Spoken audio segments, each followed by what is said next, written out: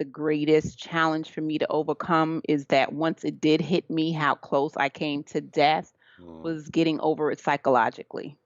And even still sometimes, especially when I hear that someone has passed away from a stroke mm. or someone my age has passed away, then I kind of, as I told you in your DMs, I suffer from, I guess, survivor's remorse because I think to myself, well, I survived. How come they didn't survive?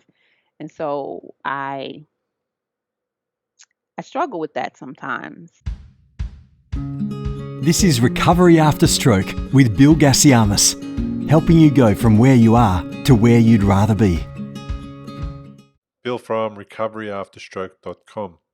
This is episode 69, and my guest today is Trisha Alexander. Trisha was a mum to a 7-year-old when, a week after giving the birth to her second child, she experienced a stroke.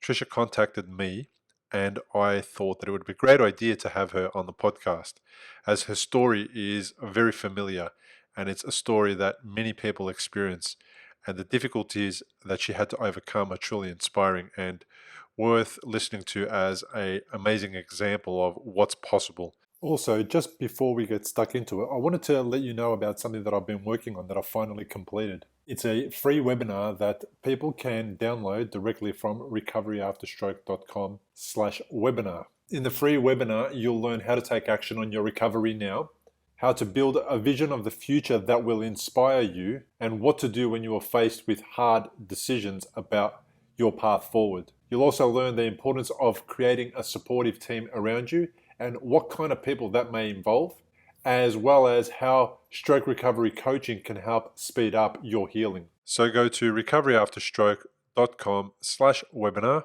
and download the recording now. And now it's on with the show. So Trisha, welcome to the podcast. Thank you. How are you? Well, thanks for being on. It's 9 o'clock here in Melbourne in the morning. What time do we have over there? It's 7 p.m. Perfect timing. 7 p.m. the day before. 7 p.m. Sunday. Yep, today's Monday for us. Oh, okay. You're ahead of me. We are. We're in the future. Okay.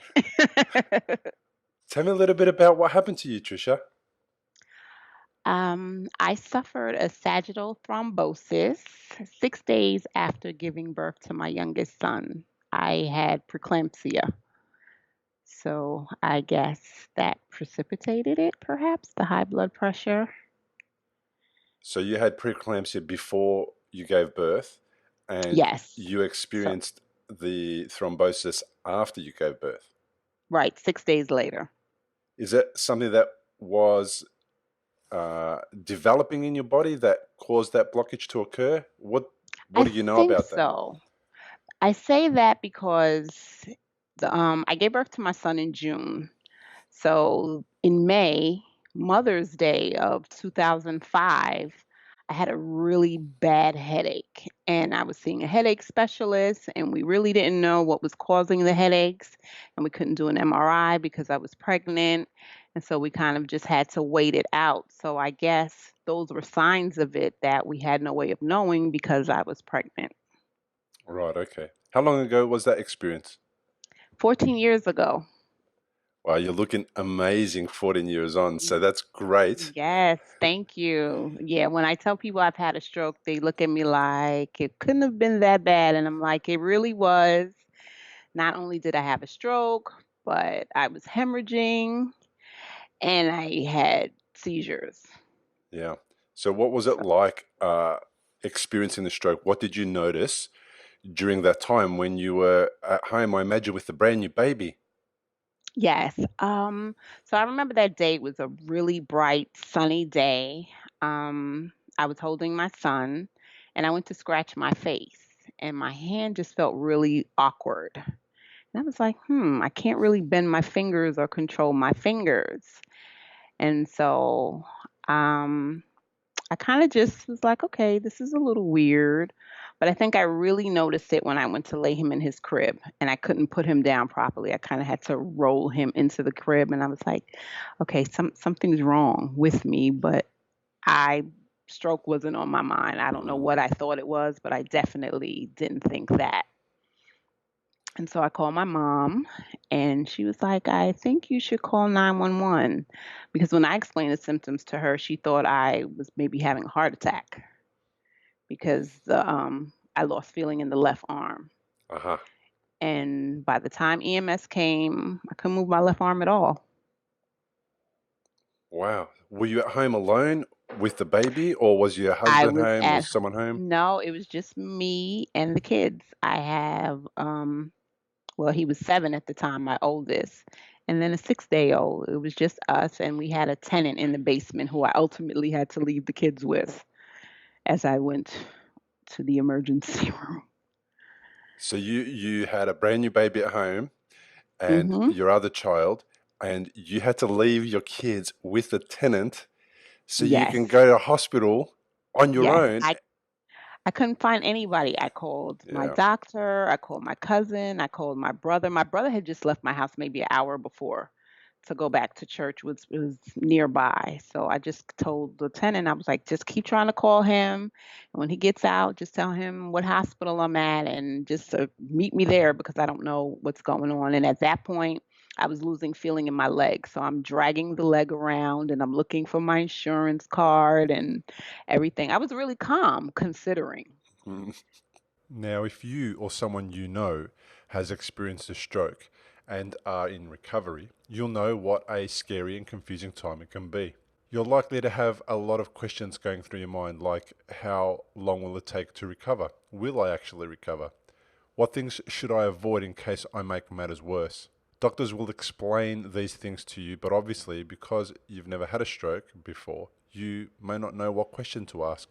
If this is you, you may be missing out on doing the things that could help speed up your recovery. If you're finding yourself in that situation, stop worrying and head to recoveryafterstroke.com where you can download a guide that will help you.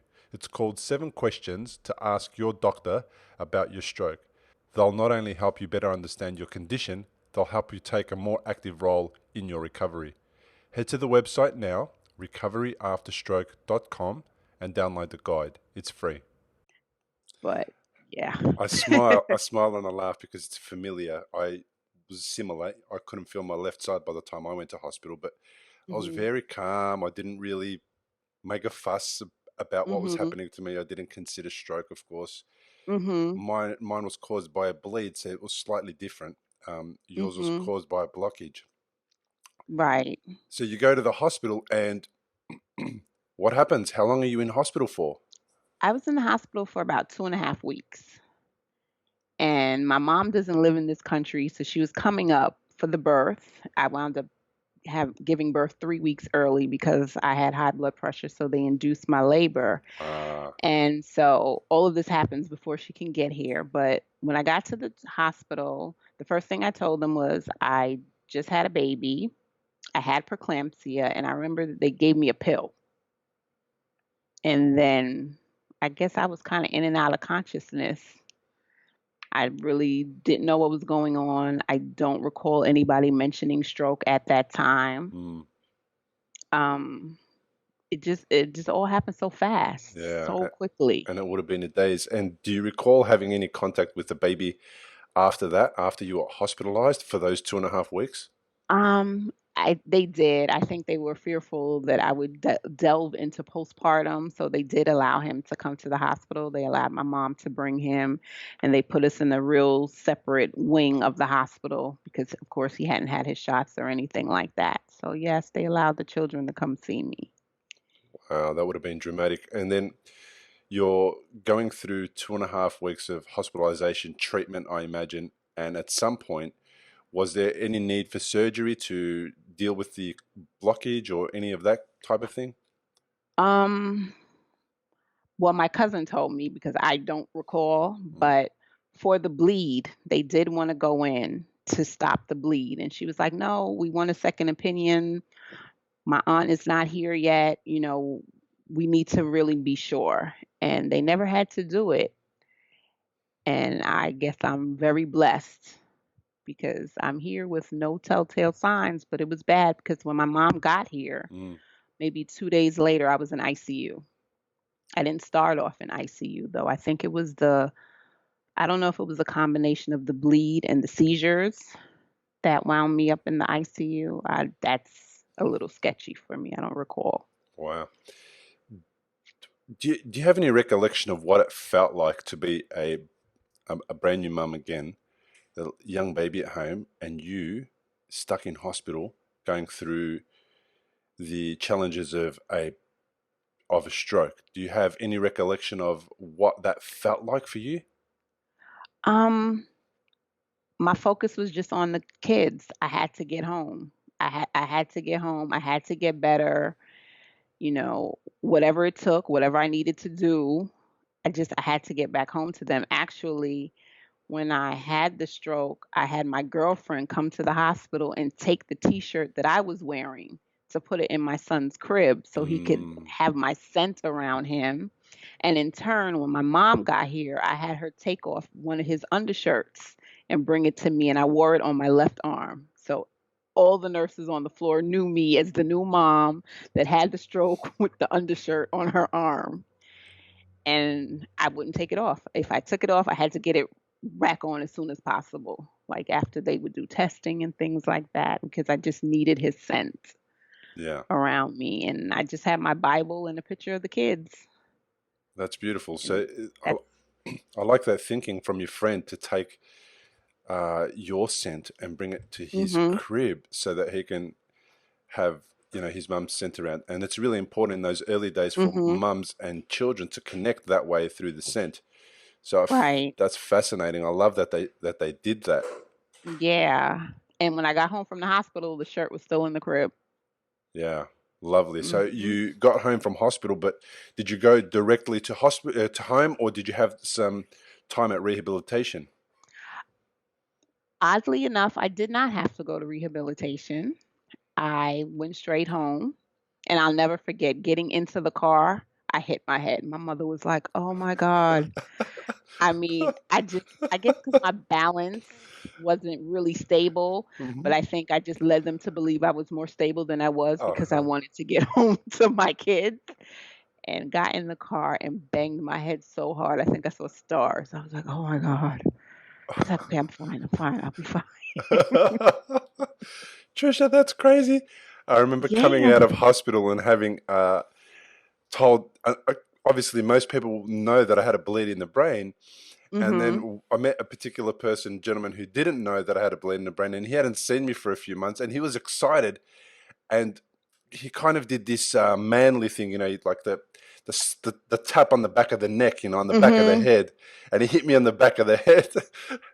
And I said to him, "No, don't touch my head. I just got out of hospital." He said, "Why?" I said, "Because I had a bleed in the brain." And he just went grey. He just lost all his color. Uh-huh. Oh He says, no, poor "Sorry." thing. He said, "Sorry, I didn't know." I said, "It's okay.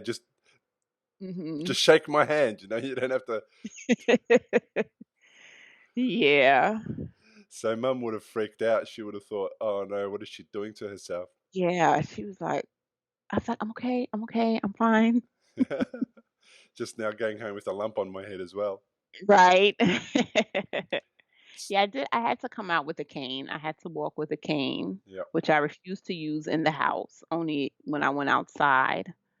But Why it was did you just refuse to important. use it in the house? Um, because I don't know. I just felt like I didn't want to become dependent on it.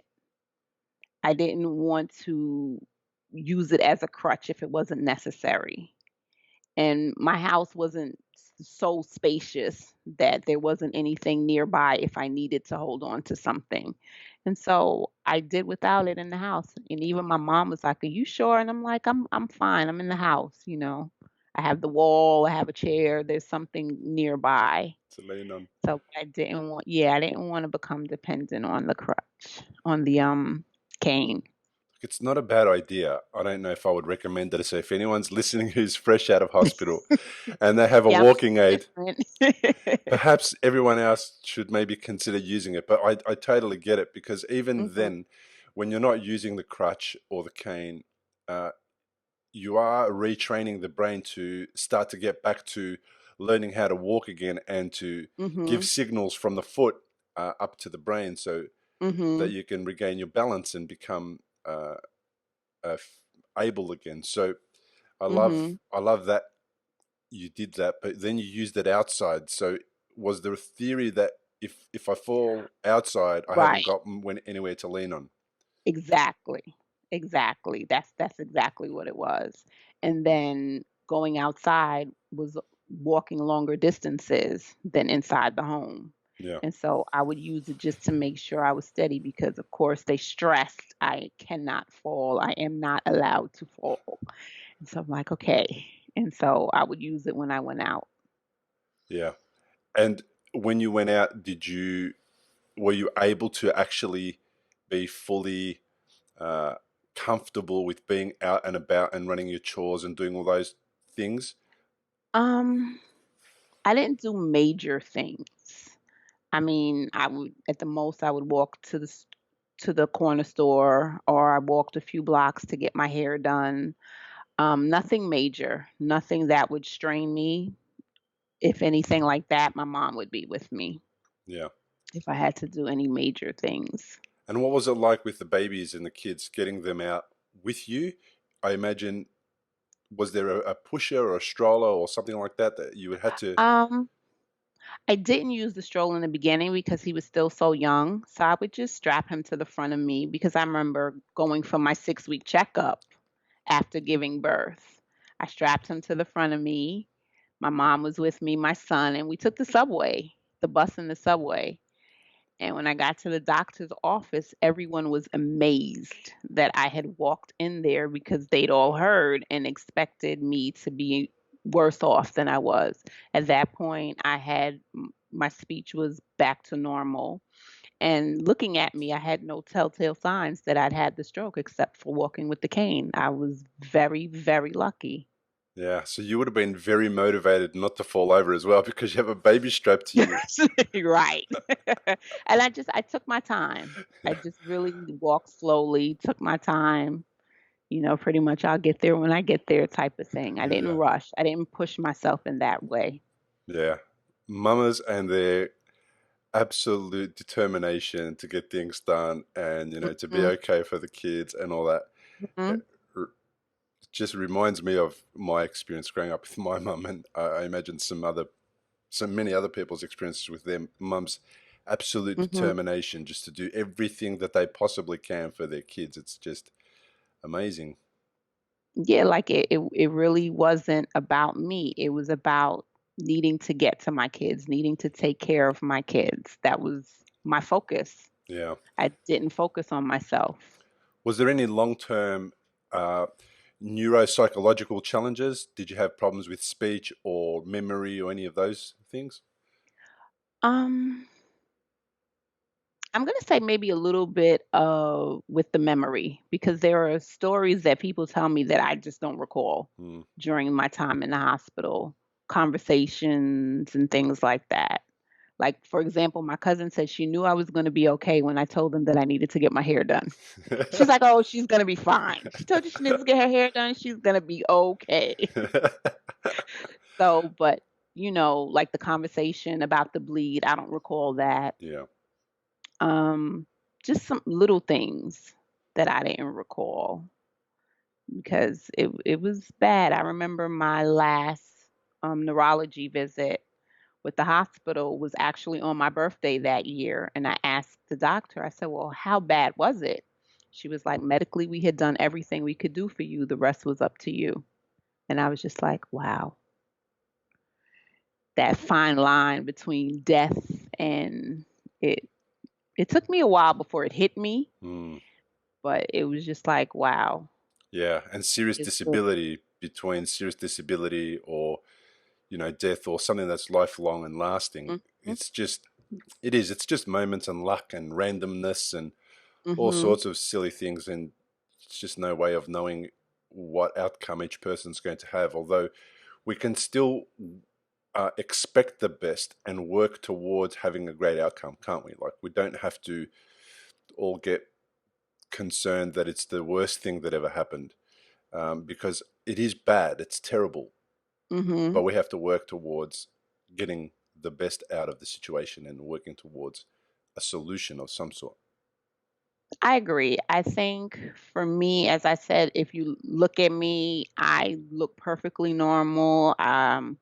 I don't have any telltale signs whatsoever. However, I think the greatest challenge for me to overcome is that once it did hit me, how close I came to death Mm, was getting over it psychologically. And even still, sometimes, especially when I hear that someone has passed away from a stroke mm, or someone my age has passed away, then I kind of, as I told you in your DMs, I suffer from, I guess, survivor's remorse because I think to myself, well, I survived. How come they didn't survive? And so I struggle with that sometimes. yeah, that's interesting because I also had that early on, definitely, and I always do. What's the word? I compare myself to other people like you do when I hear that Mhm. somebody my age passed away. Recently, a couple of my friends passed away. They were in their early to mid 40s, Mhm. and they didn't pass away from stroke, but they passed away from other, I think it was heart related conditions. Mhm. And I do that. I compare why they are here, or why they aren't here, why I am, Mhm. and then I also do that crazy, why did I survive type of thing. Do you find any comfort in the work that you do or the way that you go about your life, and that's why you survived?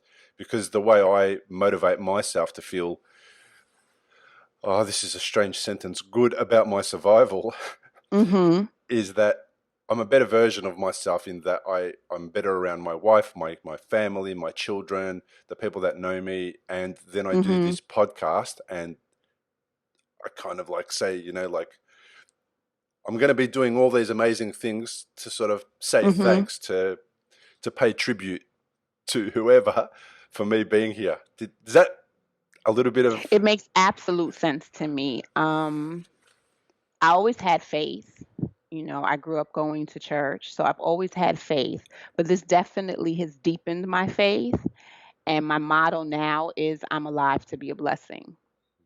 And so I have found that the few people that I choose to share my story with, it uplifts them. Like I had a coworker whose mom was dying of cancer. And so I shared my story and she was like, my mom just wants it still. She just keeps going. I said, you have to do that for your own sanity because as long as you're moving, you're not sitting there moping and worrying about the outcome. mm, To stay busy it just helps you. It helps you focus on something other than yourself. And if that's what your mom needs to do as her coping mechanism, you have to let her do it. She said to me that it was very helpful for me to share that insight with her because she just, I guess, didn't understand it because in her mind it was like, Mom, you need to rest, take it easy. And I said, no, that's how she copes. If she wants to run around cleaning everything and doing everything, you have to allow her to do that. She needs to be as much of herself as she can with the time that she has left. yeah. I know with stroke that rest is a very important thing. So people that are listening that Mhm. are having a stroke, that have had a stroke experience, what they need to do is really do rest because that's how the brain heals. So if you're Mhm. feeling tired, rest and do the things that you need to do to sleep and to eat well and all those things that just heal the body. Mhm. And then when you're not healing the body by sleeping or resting and you have got some energy, absolutely get out and about and do the things Mhm. that you love and do the things that make you feel normal for as long as you can do them. And then you'll find that the time increases, the amount of time you can spend doing stuff as your brain Mhm. heals, the longer the recovery goes, Mhm. it will increase. But definitely, I've come across a lot of people who have been unwell before as well. Obviously, in our lives, we have the same types of experiences. So there's nothing better than seeing somebody who's going through something so dramatic as a cancer journey, but then Mhm. still being creative, but then still being connected to their community and still doing Mhm. all the things that they normally do because that is healing to the soul. That's healing to the heart, even though Mhm. their body might be suffering. I agree. I agree. How old were you when you experienced a stroke? I was 34. Yeah. Too young, always too young when you hear somebody had a Mhm. stroke, whether they had a stroke at 80 or at 70 or at 60, but at 34 with two kids at home, Mhm. that's just way too much on one person's plate to have to deal with a stroke as well. Yeah. It was challenging. But I don't know. I don't think I saw it as a challenge. It was just something that happened to me. And I remember attending a church service after having the stroke, and my bishop stated that sometimes God allows you to go through things to bring you closer to Him. And when you come through it, you know that it was only Him that got you through it. And I think that's always how I looked at the stroke. It just put it in perspective for me like, okay, because I did develop a closer relationship with God through that, because it was only him, because the doctor told me out of her mouth they had done everything they could do for me. The Mm, rest was up to me. mm, And I don't and I my focus was my kids. So I guess just focusing on them and knowing that I just had to get well. God, don't take me yet. I have to take care of my kids. And he answered my prayers. And here I am 14 years later. yeah, And you can't tell. So I feel very blessed. yeah. Did you have stroke survivors remorse early on when you came home from hospital, or is that something that developed a little bit later on? It developed later on. I think because my son was so young and needed so much attention that I didn't focus on it. I don't think it hit me until about a year later. Yeah, I started to kind of tailspin a little like, wait a second, I almost died. Wait a minute. So, because to the point that my mom said when she was on the flight coming here, because as I said, I was in ICU at the time, she was trying to decide where she was going to bury me. Was she going to take my body back to the Caribbean, or was she going to bury me here? Because that was my status at the time. It was touch and go. They didn't know what was going to happen. And when she told me that, I was like, wow. Of course, she didn't tell me at the time. She must have told me maybe about a year later. yeah, Like, people began to tell me things, I think, after a year. yeah, They began to kind of fill in the gaps for me. And in that moment, I did not realize how bad it was. I had no idea. yeah. Had you been previously employed before you gave birth? Yes. Hmm. So then you've been employed, you've had time off to have the baby, and now you're also having time off to have a recovery from stroke and raise the Hmm. baby. How did you ease back into work, or did that come a bit later on? Um, I stayed home for 4 months. When I returned to my job, I returned on a reduced work schedule, but ironically left the job 2 months later for a new job. And in retrospect, I should not have done that because the new job didn't give me those allowances. And I kind of hit the ground running Uh, and wound up quitting that job after about a year because my body was going crazy. It was just too much too soon. mhm. So, So they weren't aware of your stroke history. So they were, I don't know how detailed I got into mm, it, but I think I did mention, like, during the interview that I had been sick, but I don't think I went into too much detail because, of mm, course, I wanted to get the job. mm, But in retrospect, I realized that I should have given my body more time to heal mm. because it was too much. I recall having deadlines and times on the calendar that I thought, okay, by that date I will be like this, and by that date I will be like Mhm. that, and I will be better. And I remember as I kept getting to those deadlines or those Mhm. timelines, not being there, and just at the beginning being extremely frustrated that, wow, I told somebody 12 months ago that I thought I was 90%, but in fact, I don't feel like I'm 90% today, which is a year later. Mhm. Back then, I must have been only 50% or 60% back to normal. Mhm. So is this a real 90% today, or is it a perceived Right. 90%? Do you remember having those types of experiences as well? Did you go through something similar? No, I think because physically I felt fine, I looked fine, and so therefore I thought I was fine and thought I could just go back into the fast pace of New York City. Mm. But it was too much, and I quit the job after about a year and a half. My body just couldn't take it. Like, it was just too much. My son was a toddler, and then I had an older son, and they just needed attention, and then work was very demanding, and I just couldn't balance it all.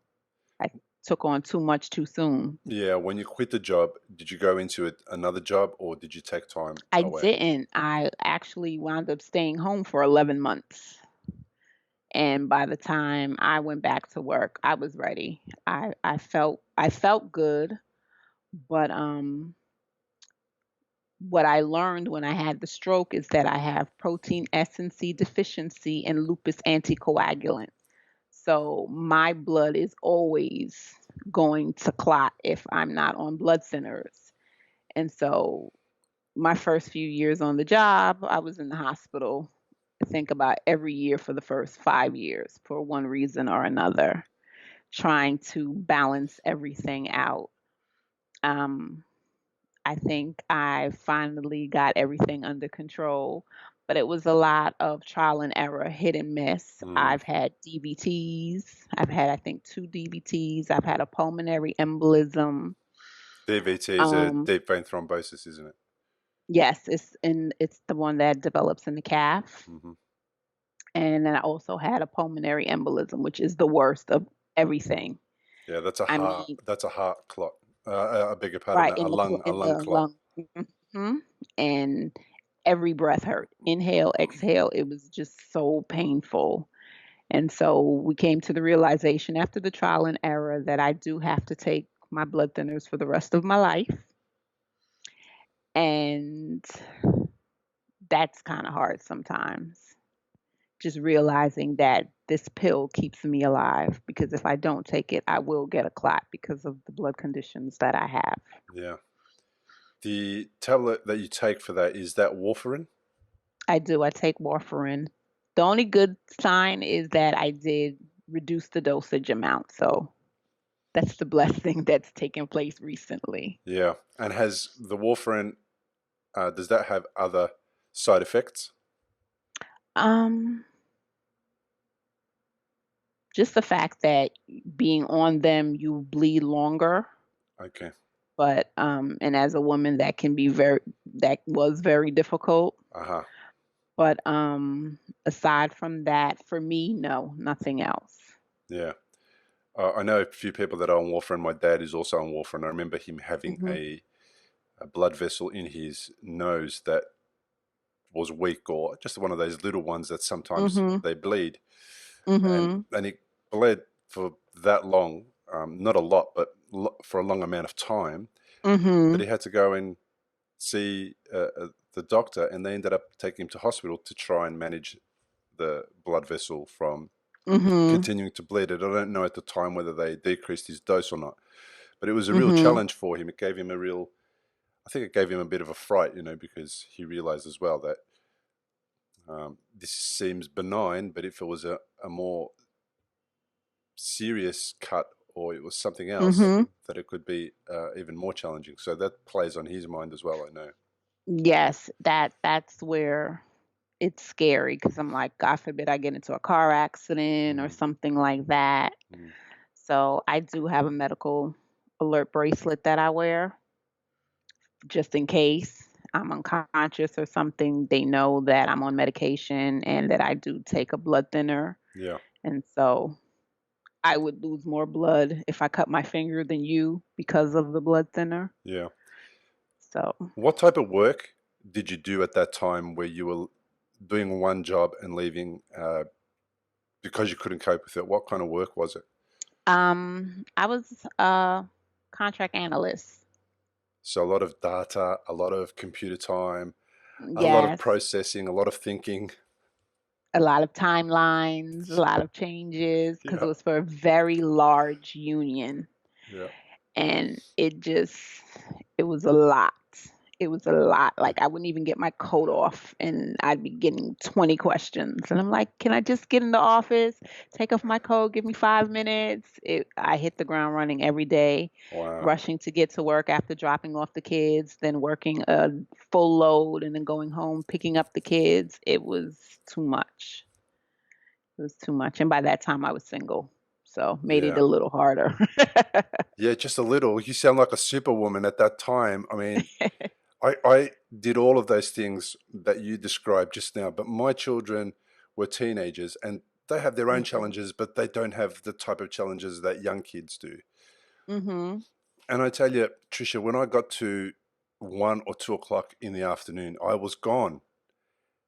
And then when I got home after commuting for an hour, Mhm. it wasn't any better. I didn't feel better. I felt even more drained and stressed from all of Mhm. the drama on driving on crazy roads. Mhm. And then to get home, I would often be at home first before my wife, and teenagers don't do anything to help out around the home. Mhm. So preparing dinner and doing all those types of things was extremely difficult. And I would get to sit down and just zone out and do nothing, and at 8 a.m. at 8 p.m. or something, and that was Mhm. just enough time to wind down to go to bed. It Mhm. was so frustrating. I just cannot imagine what it would have been like to do what you did the way that you did it, and being a single lady at the time. That would have been just next level amazing and superhuman. I just have to attribute it to my faith and to God because when you don't have a choice, you do what you have to do. Mm, And I had no choices. I mean, my brother would stop by on occasion, mm, and try to help out, but it's not quite the same. So it really, for the most part was on me. I had to cook, clean, mm. take care of homework, make sure homework is done, Wow. get them ready for bed, bathe them. But I just did it. I didn't think about it.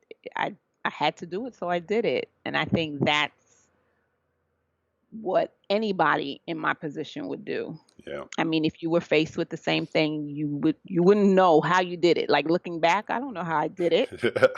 You're asking me, and I'm like, how did I do that? But I did it. They came out pretty okay. Yeah. They turned out okay. Yeah. But at the time, I had to do it, so I just did it. Yeah. Well, I think it's fascinating. New York is a pretty large city. Did you ever have any trouble navigating, getting around, remembering which train line to take, or any of that stuff? Because I remember going to a shopping center or a shopping mall, parking my car, and then forgetting which level it was on, and spending 45 minutes going from level to level to level to find my car. It was a Wow. Seinfeld episode all over again. No, I didn't have that experience. Yeah. I was really blessed. Like I recovered rather quickly, considering what I'd been through. Mm, Because even when I go to a new doctor and I say to them, well, this is what happened, they're looking at me like, what? mm, Because you look at me and you really can't tell. yeah. But it it happened, but I don't know what to say except blessed. I just Yeah. feel really blessed because it could have turned out so much worse. I could have a lot of telltale Yeah. signs.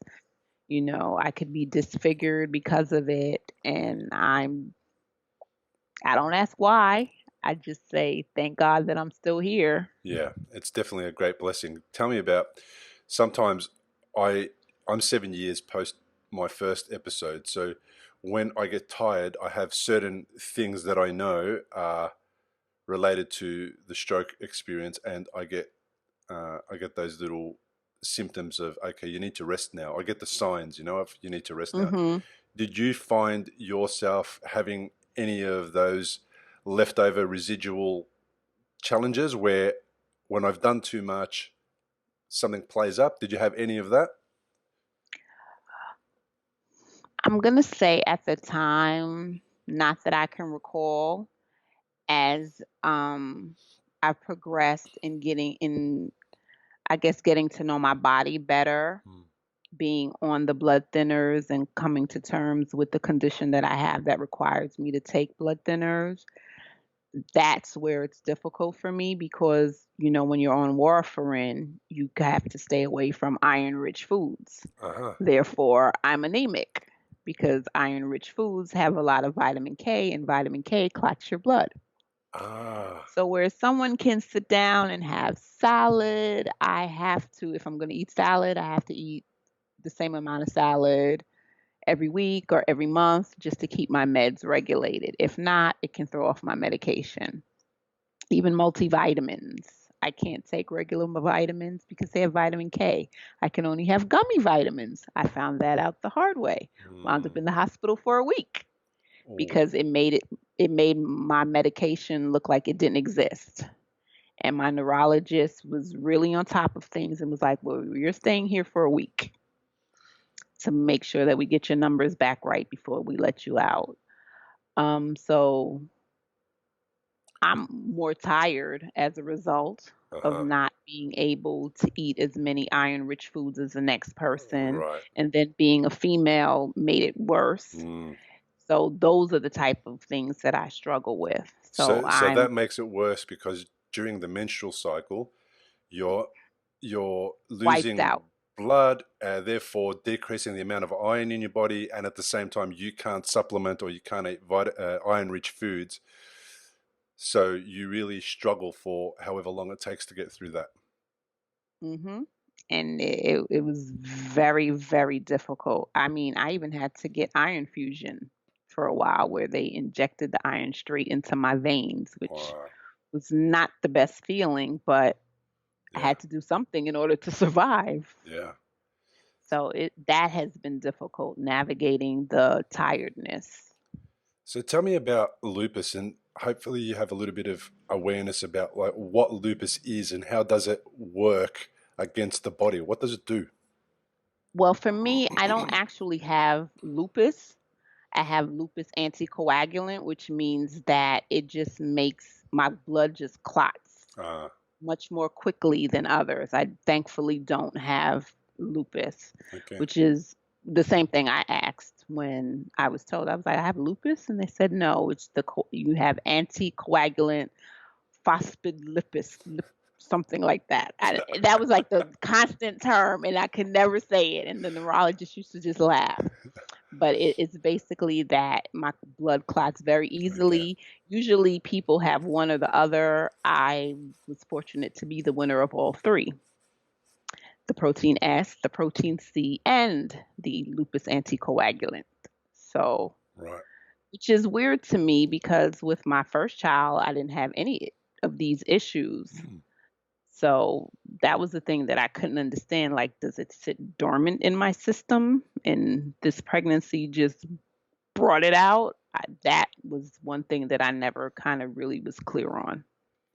Yeah, that is dramatic. I'm curious. Excuse me too. I'm curious if it's okay if we can talk about it. You mentioned that you became single soon after the birth of your second child, and then you went through the stroke recovery. Did the relationship fall apart after that, or was that something that was occurring before the birth of your second child? It was occurring before. It was occurring before. Yeah. And how do you feel about the timing of the relationship ending? Was the strokes something that brought that forward, the ending of the relationship, or did it create a complication in that area? No, I think honestly the relationship was probably over long before that. But sometimes when you're in a situation and you're just comfortable, you shouldn't stay in the situation, but it's comfortable and you have a child already, and so you try to make it work. It's almost like putting a square peg in a round hole. So, no, the stroke didn't send the relationship over the edge. It was over before then. Yeah. Um, Unfortunately, or fortunately, I don't know. Yeah. Depends on the day that you think about it. Right. Yeah. Yeah, I understand. Look, I hear about a lot of stroke survivors having gone through a tough relationship or being in the middle of a tough relationship, and then the stroke will be the catalyst to the relationship going either one way or the other. Mhm. And often it ends up with the person who experiences the stroke being left alone to deal with and recover from stroke. And it's Mhm. an interesting added challenge to stroke recovery. I think about how blessed I was with my family, just, felt Mhm. really loved, and my wife went out of her way, and all those amazing things that you don't see in a partner until you really need them. Mhm. So I often hear these messages from people who had experienced a stroke and then their relationship broke down or their partner left. And sometimes the stroke created the rift, but sometimes it was just the last straw almost. Mhm. But in that it was the last. It's like some people would say, I don't really want to be around you because I don't love you, and now you've had a stroke. Like, what am I going to hang around now? Hang around for Mhm. now? Will I hang around out of pity or guilt or Mhm. any of that stuff? Which I think is the worst reason for people to Mhm. hang around, and they tend to go. So it seems really dramatic, but I think there's a blessing in that person being able to say, I think it's time for me to go and let you deal with whatever it is that you've got to heal without me being here, so to speak, to make it worse for you. Mhm. It's just such a really complicated and interesting situation. That's why I thought I'd ask. Mhm. No, in my case, it was over Yeah, before. fair enough. Mhm. Moving forward, what kinds of things do you do now to feel less of that survivor's guilt? What do you do every day in your life so that you can really make the most of the blessing that you've had since then? I just try to pay forward. I try to help others. I try to be a sounding board, voice of reasoning. As I said, my faith increased greatly. I mean, I was always faithful, but I've been referred to as a miracle. So it's not something that I take lightly. And so I do share my testimony with people who feel like sometimes they're at the end of their rope.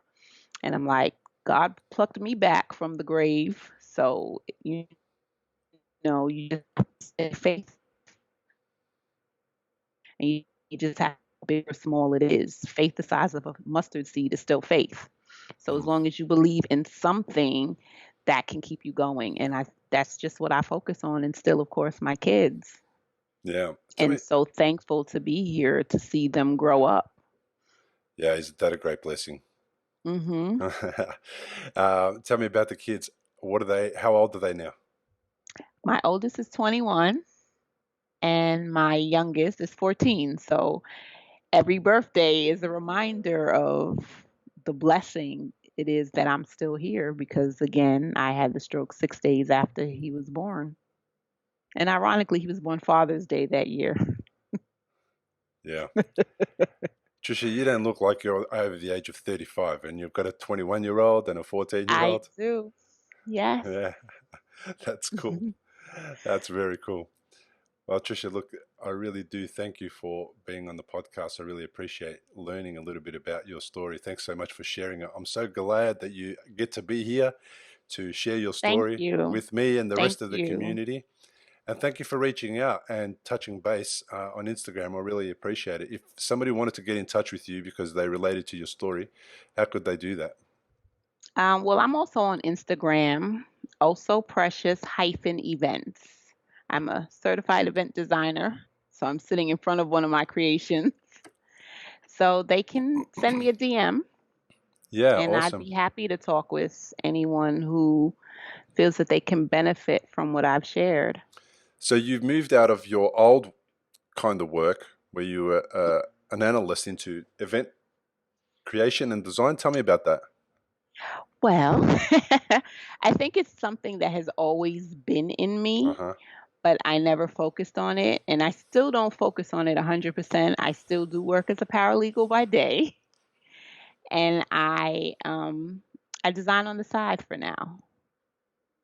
And what type of things So, do you design? I do backdrops. I do candy tables. I plan weddings, birthday parties. I've even made pamper cakes, or I guess in Australia you might call them nappy cakes. So, yeah, I love to design. I love to see the expression on someone's face when I've brought their vision to life. That brings me the greatest joy. Wow, so that's a party type of planning Yes. and space design so that people can go into a room and it looks really flashy or fancy Yes. or whatever. Yes. Absolutely. Brilliant. Well, that is a lovely backdrop. It's better than my Thank you. backdrop, which is just walls and half of my kitchen and half of my dining room, but that's okay. I do love your That's backdrop. fine. And you've Thank you. positioned yourself right in the middle of it. Dead center. I said maybe I can get a little free advertisement here.